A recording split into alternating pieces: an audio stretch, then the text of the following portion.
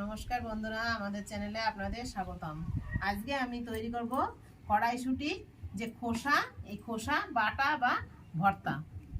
এর জন্য আমি নিয়েছি কড়াইশুঁটির খোসা, 5টা পেঁয়াজ, কয়েকটা কাঁচা লঙ্কা, 2টো শুকনো লঙ্কা, 4-5 কোয়া রসুন, আর নিয়েছি কালো জিরে, হলুদ, তেল, লবণ। এখন দেখেন আমি কিভাবে এই ঝিমের খোসাটা ছাড়িয়ে নিই। এইভাবে ঝিমের খোসাটা ছাড়িয়ে নিতে হবে। এই যে শক্ত যে ইসের মতো আছে, প্লাস্টিক মতো, এটা তুলে ফেলে দিতে হবে। এই যে এইভাবে ছাড়িয়ে নিতে হবে। এইভাবে তুলে ফেলে দিয়ে যেটুকুনি পরিষ্কার অংশ, সবুজ অংশ, এটা আমি রেখে দেব।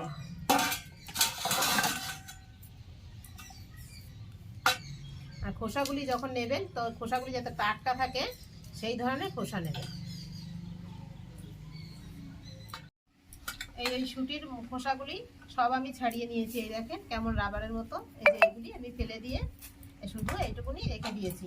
এখন আমি গ্যাস জেলে কড়াইতে একটু গরম জল বসিয়ে দেবো ওই খোসাগুলি ধুয়ে নেওয়ার জন্য। জল গরম বসিয়ে দিয়ে আমি ততক্ষণে এই 3টে পেঁয়াজ, বলেছিলাম 5টা দেবো না, এই 3টে পেঁয়াজ দেবো, কারণ আমার খোসা অল্প, তাই আমি এই 3টে পেঁয়াজ দেবো। পেঁয়াজগুলি আমি এখন কেটে নিচ্ছি আর এই রসুন কটা ছাড়িয়ে নেব। খোসাটা ধুয়ে উঠিয়ে নিয়েছি। এখন আমি এটা একটু ছোট ছোট করে কেটে নেবো। আর ওইদিকে কড়াইটা আমার বসানো আছে, কড়াইতে আমি এখন তেল দিয়ে দেবো। পেঁয়াজ রসুনটা আস্তে আস্তে ভাজতে থাকবো। এইভাবে ছোট করে কুচিয়ে নেব, তাহলে আমার বাটতে ভালো হবে। এর জন্য আমি এরকম ছোট ছোট করে কেটে নেবো। আপনারা নাও কাটতে পারেন, কিন্তু কাটলে বাটতে কষ্টটা কম হয়। তেল গরম হয়ে গেছে। এখন আমি এই লঙ্কা দুটো আগে ভেজে উঠিয়ে রাখবো, শুকনো লঙ্কা দুটো।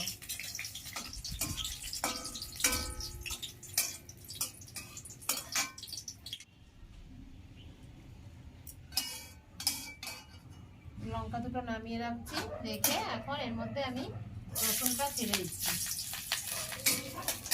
এবার রসুনটা একটু লাল লাল হয়েছে, এবার দেবো পেঁয়াজ।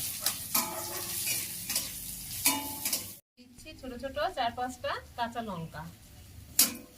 সব দেওয়ার পরে এবার দিয়ে দিচ্ছি লবণ, পরিমাণ মতো লবণ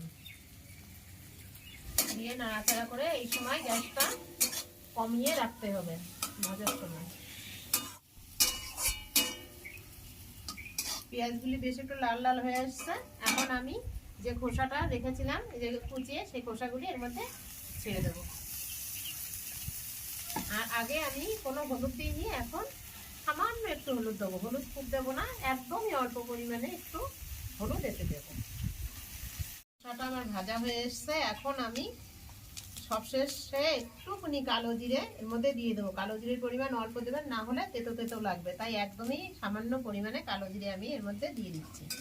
এবার নেড়ে চেড়ে আমি এটা নামিয়ে দেবো। আর যখন খোসাটা দেবেন তখন গ্যাসটা একটু বাড়িয়ে দেবেন। দেখেন আমার খোসাটা ভাজা হয়ে গেছে।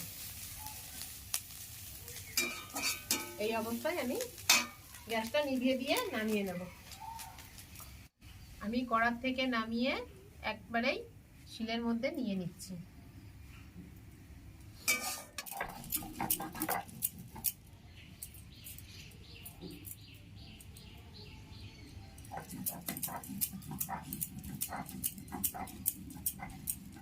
আমার বাটাটা করা হয়ে গেছে। এখন আমি যে লঙ্কা দুটো ভেজে রেখে দিয়েছিলাম শুকনো, ওই দুটো গুঁড়ো করে আমি এর সঙ্গে মেখে দেবো।